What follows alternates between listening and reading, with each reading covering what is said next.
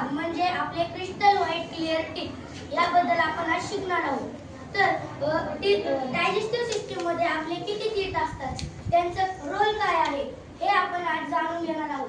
तर आपल्याला एखादा पदार्थ जर खायचा असेल तर आपल्याला आधी टीथच्या मदतीने आपल्याला तो चावून बारीक करून मग डायजेशनची प्रक्रिया पुढे सुरू होते. मग व्हॉट इज द अपर जॉ अँड लोअर जॉ? तर अपर जॉ म्हणजे वरचा जबडा.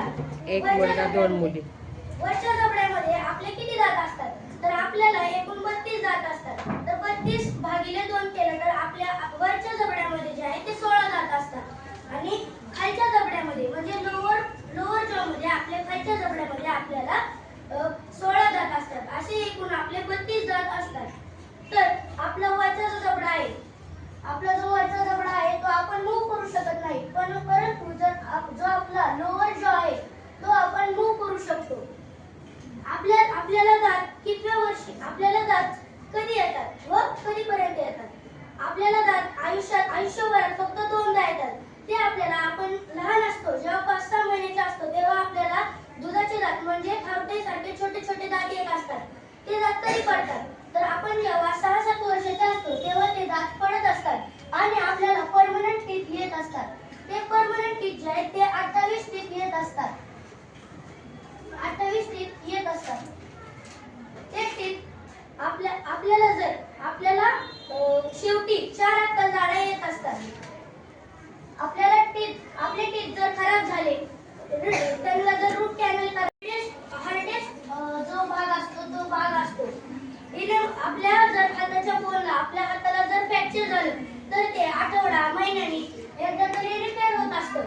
परंतु जर इनेमलला जर काही दुखापत झाली तर ते रिपेअर होणं मुश्किल असतं. सेकंड लेअर डेंटाईन हे आपल्या दातांना संरक्षण करत असते. थर्ड पॉइंट आहे रूट. जसे की झाडाला मुळे असतात तशीच आपल्या दातांना देखील मुळे असतात. ती आपल्या ब्लड सर्क्युलरला रक्त पुरवठा करण्याचे काम करत असतात. गम म्हणजे आपल्या दातांच्या खाली जे हिरडे असतात ते हिरडे म्हणजेच गम. बोन म्हणजे आपल्याला जशी हाडे असतात तशी आपल्या दातांना देखील हाडे असतात. There are 4 types of teeth. First is incisors, second canine, third premolars and fourth molars.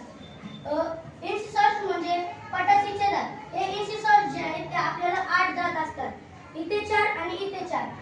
नंतर कॅनाइन म्हणजे सुळे दात. सुळे दात हे वाघा सिंहाला देखील असतात. हे कॅनाइन म्हणजे सुळे दात हे आपल्याला 4 असतात. 1, 2, 3 आणि 4. प्रेमोलार्स म्हणजे उपदात. आपल्याला उपदारी 8 असतात. 2, 2, 4, 5, 6, 7, 8. आणि मोलार्स म्हणजे आपले दात जे आहे ते आपल्याला एकूण 12 असतात. 3, 6, 9, 12. आणि हे एकूण दात जर म्हणलं तर आपल्याला एकूण दात 32 असतात. जसे की इन्सिसॉर्स 8, प्रेमोलार्स 8, 8 आणि 8 16 आणि कॅनाइन जे आहेत ते आपले 4 असतात. 8 आणि 8 16 आणि 4 20 आणि हे 12 असतात मोलार्स म्हणजे दात. तर 20 आणि 12 32 असे एकूण आपल्याला 32 दात असतात. तर आपला पुढचा टॉपिक आहे mouth. Digestion of food begins in the mouth. Food is chewed with the help of teeth into very small pieces. म्हणजे आपले जे अन्न आहे ते पचण्याची क्रिया आपल्या मुखातून होत असते. तर food is chewed with the help of teeth into very small pieces. म्हणजे अन्न जे आहे आपण चावतो ते आपण दातांच्या मदतीने चावून बारके तुकडे करतो त्याचे.